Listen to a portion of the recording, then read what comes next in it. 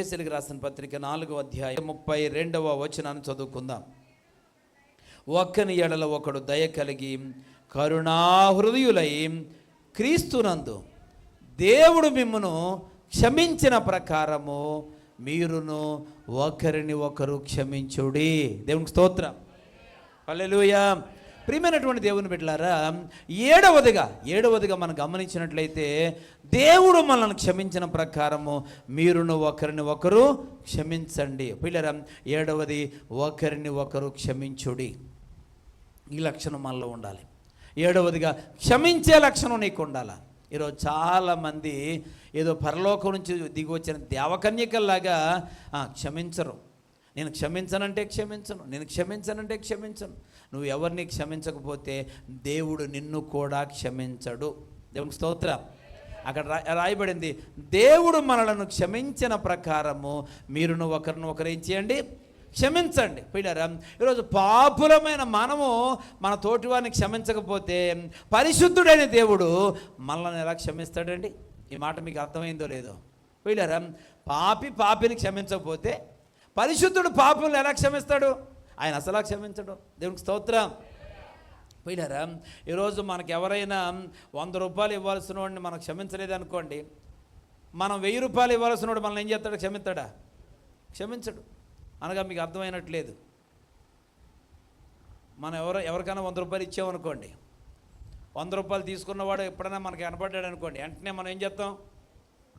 100 తీసుకున్నావు కదా, ఎవడం తెలదా? ఆల్రెడీ నువ్వు ఇంకొకరి దగ్గర 1000 రూపాయలు తీసుకున్నావు. ఈ 1000 రూపాయలు తీసుకున్న నీవు 100 రూపాయలు అప్పు ఉన్నవాడి దగ్గర వెళ్ళేవన్నావు, 100 ఇవ్వా, 100 ఎందుకు ఇవ్వు, ఎన్నాళ్ళు ఉంచుకుంటావు, తింటలేదా, త్రాగట్లేదా, ఎప్పుడు ఇస్తారన్నావు, ఇప్పుడు దాకా ఎందుకు ఇవ్వలేదు అని వాడిని నిలబెట్టి అడిగేస్తా ఉంటే దేవుడు ఏం చేస్తాడంటే, నువ్వు ఎవరికైతే 1000 రూపాయలు ఇచ్చావో ఆయన గారిని లెగ్గొట్టుకొని తీసుకొస్తాడు నీ దగ్గరికి. దేవునికి స్తోత్రం. హల్లెలూయా. ఇలా అడిగేసి అలా తిరగగానే ఆడు నీ దగ్గర ఉంటాడు. నా 1000 రూపాయల సంగతి ఏంటంటాడు. పిల్లరా, 1000 రూపాయలు నీకు ఇచ్చినోడు నిన్ను క్షమించాలంటే నువ్వు 100 రూపాయలు ఎవరికైతే ఇచ్చే వాళ్ళని క్షమించి 100 ఇవ్వకపోయినా పర్లేదు, వదిలే అని చెప్పు. దేవునికి స్తోత్రం. అప్పుడు ఈ 1000 రూపాయలు ఇచ్చినోడు ఏమంటాడంటే, ఇప్పుడు కాదు, తొందర లేదు, నువ్వు ఎప్పుడోకప్పుడు ఉన్నప్పుడే ఇయ్యి అంటాడు. దేవునికి స్తోత్రం. వీడిని నువ్వు నిలబెట్టేసావా, వాడిని నిలబెట్టేస్తాడు. దేవునికి స్తోత్రం. కనుక ఈ విషయంలో జాగ్రత్తగా ఉండాలి. నీ ఘోరమైన పాపాలు క్షమించబడాలంటే నువ్వు ఎదటి వారిని క్షమించాలి. ఎందుకనంటే నీవు అట్టివాడవు కావా అని బైబిల్ చెప్తుంది. దేవునికి స్తోత్రం. అవునో కాదో ఆలోచించుకోవాల్సిన అవసరం ఉంది. రోమీయులకు రాసిన పత్రిక 2వ అధ్యాయంలో మనం చూస్తాం. పిల్లరా, తీర్పు తీర్చు మనుషుడా, నువ్వు ఎవరికైనాను సరే తీర్పు తీర్చేటప్పుడు అత్యంత జాగ్రత్తగా ఉండాల్సిన అవసరం ఉంది. ఎందుకంటే నీవును అట్టివాడవు కావా. ఎదుటి వానికి తీర్పు తీర్చే నీవు అట్టివాడవు కావా. పిల్లరా, ఎదుటివారిని అనడం సులువేనండి. ఎదుటివారి మీద దోషారోపణ చేయడం సులువే. ఈరోజు మన అంతరంగం ఏంటో మనకు తెలుసు, మన ఆంతర్య జీవితం ఏంటో మనకు తెలుసు. వాళ్ళ కోసం తప్పుడుగా మాట్లాడుతూ ఉంటాం, ఎవరి కోసమో రకరకాలుగా చెప్తూ ఉంటాం. వాళ్ళు అలాగండి, వీళ్ళు ఎలాగండి, వాళ్ళు అలాగండి, వీళ్ళు ఎలాగండి. అసలు ఇది నీకు పని కాదు. ఇది వాళ్ళను నువ్వు క్షమించలేదు కనుక వాళ్ళ కోసం నువ్వు మాట్లాడుతున్నావు. పిల్లరా, అయితే మరి నీ సంగతి ఏంటి? ఒక్కసారి నీ సంగతి ఎవరికీ తెలియకపోవచ్చు, నీ సంగతి నీకు తెలుసు, దేవుడికి తెలుసు. దేవునికి స్తోత్రం. నీ వ్యక్తిగత జీవితం ఏంటో, గత కాలం ఏంటో, గత పరిస్థితి ఏంటో ఇవన్నీ మనకు తెలుసు. పిల్లరా, ఒక్కసారి వెనక్కి చూసి నా సంగతి ఏంటి, ఈరోజు నేను ఎదుటి వారిని అనడానికి సరిపోతానా అనే హక్కు నాకుందా అని పరిశీలన చేసుకుంటే నీ ఆంతర్యం నీకు చెప్తుంది. వాడికి చెప్తున్నావు, నీ జీవితం కూడా అలాంటిదే కదా, నీ పరిస్థితి అలాంటిదే కదా అనేటువంటి సంగతి నీకు అర్థమైనప్పుడు ఎదుటి వారిని క్షమిస్తావు, ఎదుటి వారిని గురించి మంచిగా మాట్లాడే ప్రయత్నం చేస్తావు. దేవునికి స్తోత్రం. హల్లెలూయా. నీవేదో పరలోకం నుంచి దిగి వచ్చిన నీతిమంతుడిలా నువ్వు భావించడానికి పిల్లరా, నీ గతాన్ని మర్చిపోయావా? గత జీవితాన్ని జ్ఞాపకం చేసుకుంటే నీ నీతి ఏంటో నీకు తెలుస్తుంది సహోదరుడా. గత జీవితాన్ని జ్ఞాపకం చేసుకుంటే నీ నీతి ఏంటో నీకు తెలుస్తుంది సహోదరి. అప్పుడు ఎదుటి వారి గురించి మాట్లాడడానికి కొంచెం జాగ్రత్త పడతావు, వెనకాడతావు అనే సంగతిని పిల్లరా ఈరోజు గ్రహించాలని ప్రభువు పేడ తెలియపరుస్తూ ఉన్నాను. దేవునికి స్తోత్రం. హల్లెలూయా. కాలం గడిచిపోయినంత మాత్రాన మనం నీతిమంతులం కాలేం. మనం నీతిమంతులం అనుకుంటే నీతిమంతులం కాదు పిల్లారా, కాదు. ఈరోజు దేవుడు సమస్తాన్ని చూస్తూ ఉన్నాడు. అందుకనే గుర్తుపెట్టుకోండి, ఎదుటి వారికి తీర్పు తీరుస్తున్నావు, నిందారోపణ చేస్తూ ఉన్నావు, వాళ్ళ కోసం వీళ్ళ కోసం మాట్లాడుతూ ఉన్నావు. కొందరు సంభాషణ వింటున్నప్పుడు చాలా బాధ అనిపిస్తుంది. ఎందుకంటే ఎందుకు వచ్చింది? దేవుని బిడ్డలైన వారు ఒకరితో ఒకరు మాట్లాడుకుంటూ ఉంటే దేవుడు ఏం చేస్తున్నాడట? చెప్పాలా? చెవియొగ్గి ఆలకిస్తున్నాడట. పిల్లరా, నువ్వు మాట్లాడుతున్న ప్రతి మాట దేవుడు చెవియొగ్గి ఆలకిస్తూ ఉన్నాడట. అందుకని నీ మాటలు కొంచెంగా ఉండాలా, అధికంగా వినాలా, తక్కువగా మాట్లాడాలని యాకోబు చెప్తాడు. పిల్లరా, ఎక్కువగా విను, తక్కువగా మాట్లాడు. ఎందుకంటే విస్తారమైన మాటలలో చెప్పాలా దోషం ఉండక మానదు. కనుక ఎంత తక్కువ అవసరాన్ని బట్టి మాట్లాడు, ఆ అవసరమును బట్టి క్షేమాభివృద్ధికరమైన వచనములే పలుకుడు కానీ మీ నోట దుర్భాష ఏదైనాను రానివ్వకండి. పిల్లరా, కనుక నువ్వు ఎవరి కోసమో మాట్లాడడం కదా, అస్తమాను వాళ్ళలాగా వీళ్ళలాగా వాళ్ళలాగా. కొంతమంది కళ్ళు సీసీ కెమెరాలాగా ఉంటాయి, ఎవరిని పోనివ్వరండి, ఇంట్లో వాళ్ళని తప్ప. ఇంట్లో వాళ్ళందరినీ గాలి వదిలేస్తారండి, వీధిలో వాళ్ళందరి గురించి బాధ్యతగా మాట్లాడతారు కొంతమంది బుద్ధి లేని వాళ్ళు.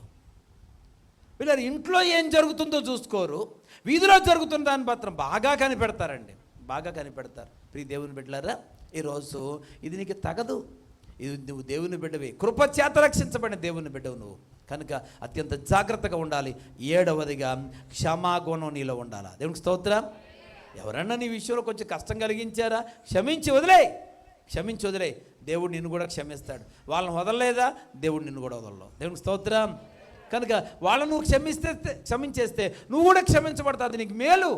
కనుక ప్రతిసారి ఎవరొకరి గురించి మాట్లాడుతూ నువ్వు క్షమించే గుణం లేనంత కాలం ఎవరొకరి కోసం నువ్వు మాట్లాడుతూనే ఉంటావు, అది నీకు మంచిది కాదు. దేవునికి స్తోత్రం. హల్లెలూయా. మాటల్లో విస్తారమైన మాటల్లో దోషాలు ఉంటాయి.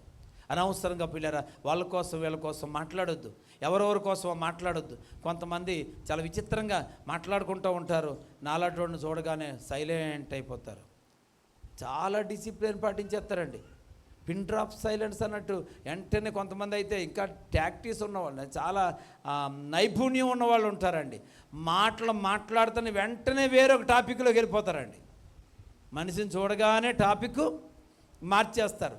నాలాటోడు మార్చలేడండి, ఈజీగా దొరికేస్తాడు.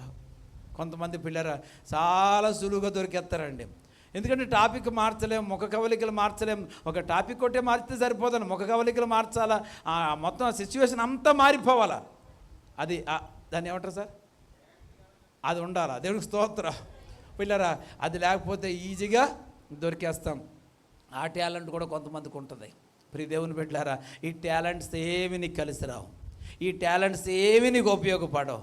నీ చూసావా, వాళ్ళు రాగానే ఎలా మార్చాను అంటే భలే మార్చేసావు నువ్వు అని నీ భుజం మీద గుద్ది శబాస్ అంటే అన్నందువల్ల నీకు ఉపయోగం ఏమీ లేదు పిల్లరా, నీకేమీ లాభం లేదు. కనుక ఆ పనికి మాలిన స్వభావాన్ని విడిచిపెట్టు. ఎంతసేపు వాళ్ళ కోసం వీళ్ళ కోసం మాట్లాడడం కాదు, నీకోసం నువ్వు మాట్లాడుకో. హల్లెలూయా. నీకోసం నువ్వు మాట్లాడు, లేక యేసయ్య కోసం మాట్లాడు, ప్రయోజనం ఉంటుంది, అది ప్రతిఫలం వస్తుంది. కనుక ఇతరుల కోసం మాట్లాడడం మానే. ఇంకొక మాట ఏమంటారంటే, మనిషి లేకుండా ఆ మనిషి కోసం ఏ మాట చెప్పండి మాట్లాడకూడదు. ఇది మంచి లక్షణం అండి. దేవునికి స్తోత్రం. మనకు దమ్ము ధైర్యం ఉంటే చెప్పాలా, మనిషి ముందు మాట్లాడాలా. మనిషి ముందు మాట్లాడకుండా షార్ట్ను మాట్లాడుకునే వాళ్ళందరూ పిరికోళ్ళు. పిల్లరా, అలాంటి చేతకాని పిరికితనం దేవుని బిడ్డలో ఉండకూడదు. దేవుని బిడ్డలు దేవుని బిడ్డలే. హల్లెలూయా. కనుక నువ్వు ఎలా ఉండాలంటే, నువ్వు ఎదటి వారి ముందు మాట్లాడు, లేనప్పుడు మాట్లాడుకోడు, వచ్చిన తర్వాత సైలెంట్ అయిపోవడం అంటే కొట్టేస్తారని భయం నీకు కదా, అంతేనా? వెంటనే నేనేమో ఏదోటి చేస్తారని భయం నీకు. అందుకే నేను ఏం చేసావు, పిరికి టాపిక్ మార్చి పిల్లరా వేరొక ఆలోచనతో వచ్చావు. కనుక ఈ జాగ్రత్త ప్రతి ఒక్కరూ కూడా అత్యంత జాగ్రత్తగా ఉండాలా. నువ్వు దేవుని బిడ్డగా నీకు ఉండాల్సిన 7వ లక్షణం, ఎదుటి వారిని క్షమించే మనసు నీకు ఉండాలి.